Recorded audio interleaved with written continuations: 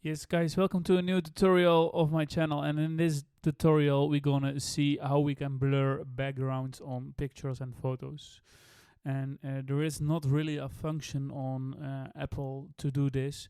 I watch many tutorials on YouTube, and I didn't find a good one to share with you guys. But what we can do, and this is actually working, but you have to blur it yourself, and there is no other option. I'm sorry. We go to the App Store and we look for the app. We type in blur, and then app shows up, blur photo effect, this one with a drip. Yes. And we get it, and I already installed it to show you guys in this tutorial. And he asks, of course, for subscription, but we don't subscribe to premium version of this app, because we go click or tap, whatever you do, in the left corner, and then you have, of course, you have some ads popping up. And left down it's that's schließen, and that means close it. So we go blur some things.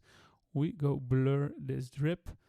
So let's take this picture, and then we click, we can crop it. That's the first thing we have to do.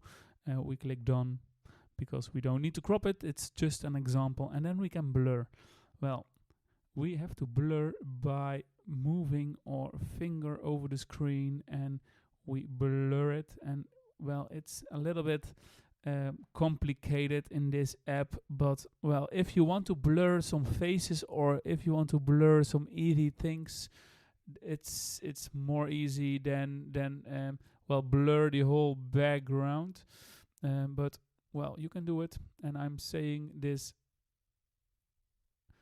for you guys. Well, let's see. You see, you can blur it, and then well, you can save it. And but it's hard to do it with your finger. If you have a pen or something connected to your iPad, it's very easy to do. But now, well, you see it's a little bit blurred, and you can unblur it by going over the picture again. And well, it's at different functions, and well, it's nice. Yes, so you can save it.